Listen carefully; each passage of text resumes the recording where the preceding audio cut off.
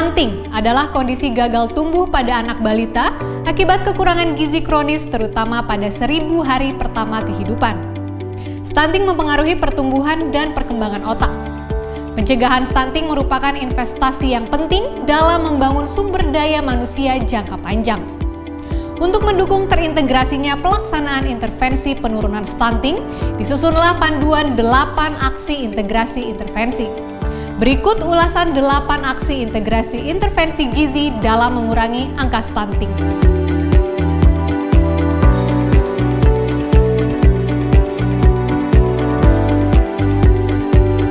Dari video sebelumnya, kita telah mempelajari 3 aksi integrasi untuk penguatan perencanaan dan penganggaran. Saat ini, kita beralih ke 2 aksi integrasi yang berfungsi untuk memperkuat pelaksanaan konvergensi bagi keluarga sasaran melalui mobilisasi dan optimasi peran desa. Mari kita kaji bersama. Aksi integrasi 4, Peraturan Bupati atau Wali Kota tentang peran desa. Sejalan dengan stunting sebagai prioritas nasional, pemerintah kabupaten kota perlu memastikan desa-desa di wilayahnya mampu berperan optimal dalam pencegahan dan penurunan stunting dengan melaksanakan berbagai kegiatan, baik kegiatan dengan dana desa maupun dengan sumber dana lainnya. Untuk mengoptimalkan peran desa tersebut, maka aksi integrasi 4, Peraturan Bupati atau Wali Kota tentang peran desa perlu diterapkan sebagai usaha konkret dalam membantu desa memiliki dasar hukum yang kuat agar penanganan stunting, termasuk mengalokasikan anggaran yang diperlukan, dapat diaktualisasikan secara maksimal. Aksi ini difasilitasi BPMD untuk menyusun peraturan baru atau merevisi peraturan bupati yang telah ada. Peraturan tersebut setidaknya perlu melingkupi penegasan kewenangan desa dalam konvergensi intervensi penurunan stunting, peningkatan alokasi APBDes untuk penanganan stunting, memfasilitasi kadar pembangunan manusia, meningkatkan kuantitas dan kualitas penyediaan layanan penurunan stunting, penegasan peran camat, serta meningkatkan partisipasi masyarakat dalam memanfaatkan layanan tersebut. Aksi integrasi 5, Pembinaan kadar pembangunan manusia. Upaya penurunan stunting sangat ditentukan oleh ketepatan sasaran penerima intervensi yang dibutuhkan. Dalam hal ini keluarga 1000 HPK. Untuk mengetahui di mana mereka berada, layanan apa saja yang mereka telah miliki, layanan apa yang masih mereka butuhkan, kendala apa yang mereka hadapi dalam menerima layanan, diperlukan kader di tingkat desa yang bertugas secara khusus melaksanakannya. Mereka dinamakan kader pembangunan manusia. Pemerintah kabupaten dan kota perlu melakukan pembinaan kepada kader pembangunan manusia ini agar hasil kinerjanya optimal sebagai aksi kelima. BPMBD atau OPD yang diutus oleh Bupati bertanggung jawab untuk memastikan tersedianya KPM dan memastikan ketersediaan 3 aspek krusial, yaitu insentif KPM, pembiayaan operasional KPM, dan pembiayaan peningkatan kapasitas. Ketiga hal tersebut diharapkan dapat membantu meningkatkan kinerja dan keberlanjutan KPM.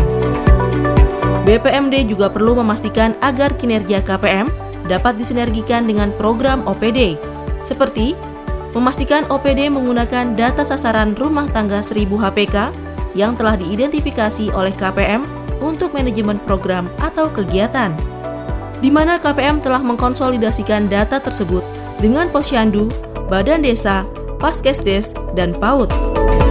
Memastikan OPD menyediakan dukungan pengembangan kapasitas dalam memastikan kebutuhan OPD dalam menargetkan rumah tangga 1000 HPK. Mendorong koordinasi yang kuat antara KPM dengan pendamping program di desa dan unit layanan misalnya dengan puskesmas dalam upaya pencegahan dan penurunan stunting di desa.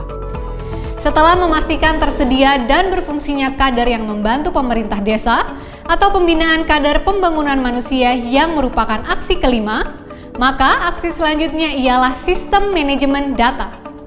Dalam aksi yang keenam ini, Bapeda bertanggung jawab mengkoordinir aksi ini. Aksi 6, sistem manajemen data. Sistem manajemen data bertujuan untuk membantu Bapeda dan OPD agar memiliki data yang memadai, rinci, tepat, dan mutakhir untuk proses pengambilan keputusan dalam upaya penurunan stunting. Pada aksi ini, Bapeda dan OPD memperbaiki ketersediaan dan kualitas data prevalensi stunting dan data cakupan intervensi gizi spesifik dan sensitif sampai tingkat desa, serta meningkatkan akses bagi OPD lain untuk memanfaatkan data-data tersebut. Bapeda dan OPD melakukan perbaikan sistem manajemen data melalui 4 tahapan utama, yaitu 1. Identifikasi kebutuhan dan kesenjangan data. Pada tahap ini, Bapeda dan OPD memetakan kebutuhan serta ketersediaan data berdasarkan data awal pada aksi 1. Analisis situasi. 2. Penilaian sistem manajemen data. Pada tahap ini, OPD mereview kembali sistem data yang dimiliki untuk melihat cakupan intervensi dan prevalensi stunting. Dari review akan diketahui data yang tersedia, indikator yang diukur, siapa pengelola sistem, termasuk frekuensi pengumpulan data, dan mekanisme pelaporan data kepada OPD. 3. Penyusunan rencana tindak lanjut perbaikan sistem manajemen data. Pada tahap ini, OPD merumuskan tindakan perbaikan berdasarkan hasil penilaian tahap sebelumnya. Perbaikan sistem manajemen data ini dapat dilaksanakan dalam bentuk pelatihan atau pendampingan SDM dan pengadaan alat bantu dan fasilitas layanan. 4. Review terhadap perbaikan dan pemanfaatan sistem data.